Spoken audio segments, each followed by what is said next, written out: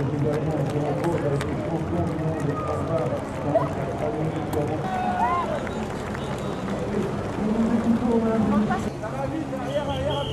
Fred, oh ma peau là. Merci à «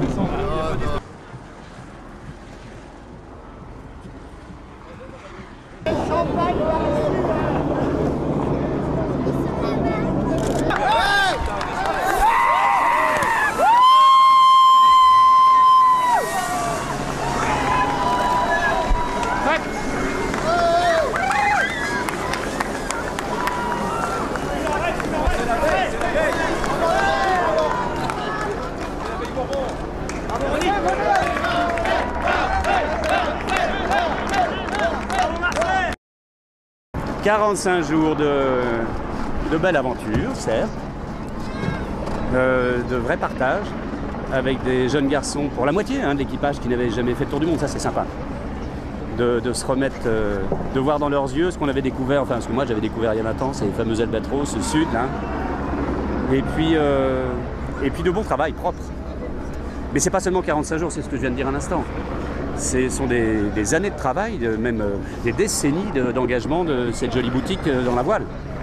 Ça a démarré il y a 23 ans, je crois, avec une petite banque dans un coin, et puis c'est devenu un vrai projet étonnant. Et c'est vrai qu'il faut rendre hommage aussi à Pascal et à Hubert des Joyaux qui nous a quittés il n'y a pas longtemps, qui est le constructeur de ce bateau exceptionnel. Et puis à toute cette équipe, vraiment assez géniale. Parce qu'il n'y a pas que sur l'eau que ça se passe, c'est important de préparer les choses à terre. Et on a bien préparé les choses, je trouve, cet été. On s'était bien entraîné autour de l'Angleterre, sur le Fastnet. On a appris à se découvrir, on a appris à découvrir ce bateau.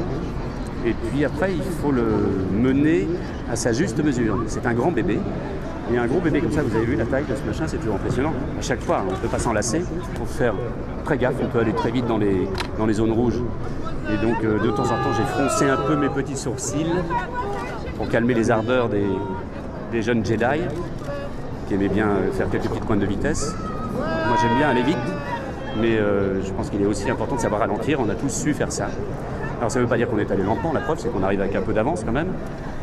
On est allé très vite, en rallongeant la route, parce que la météo n'a pas toujours été forcément a été relativement bonne sur certaines parties du parcours et assez mauvaise sur d'autres. Des passages dans les icebergs, ça on en a vu des beaux. Hein. Ah oui, il y avait de la glace, hein. Il y avait de quoi mettre dans les... Beaucoup de glace, énormément. Et ça, c'est pas très drôle.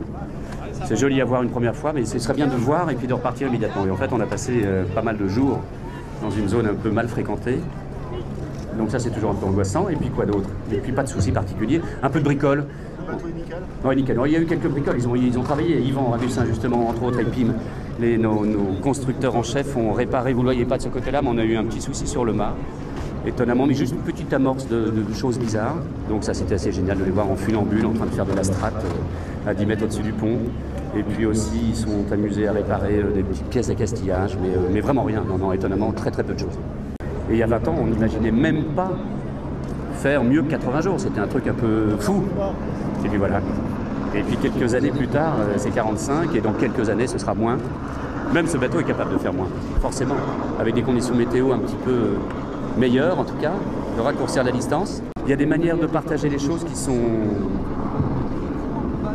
pas si simples, peut-être, de temps en temps. Et moi, j'aime bien essayer de vulgariser, peut-être un peu trop. Je ne suis pas le dramaturge de la mer, qu'on connaît par ailleurs, mais il y en a certains qui sont spécialisés là-dedans. Moi, c'est plutôt dans le fait de partager avec le plus grand nombre, de vulgariser un peu. Ça ne dévalorise surtout pas ce qu'on vient de faire, j'espère pas en tout cas.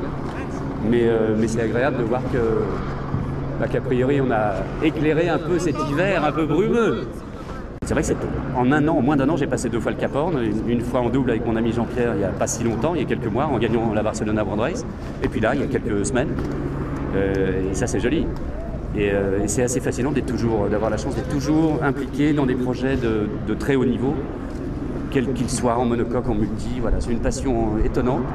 Et j'arrête pas de dire que ma grande spécialité, c'est d'être généraliste. Ben voilà, ça tombe bien. Fast but not furious, mais ça, faut le donner avec l'accent de Lausanne. Parce que c'était il y a 3 quarts.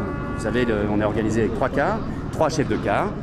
Fred Le Petrec, qui était à la tête d'un chef de quart. Jean-Baptiste Levaillant, mon grand ami et surtout maître voilier et artisan exceptionnel, qui a fait toutes les voiles de tous les bateaux vainqueurs du Jules Verne, quasiment, à part un bateau, je pense.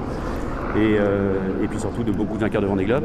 Et enfin, Yvan Ravussin, notre Suisse. Et comme j'essayais de calmer un peu tout le monde, j'ai dit, bon les enfants, c'est fast, pas furious.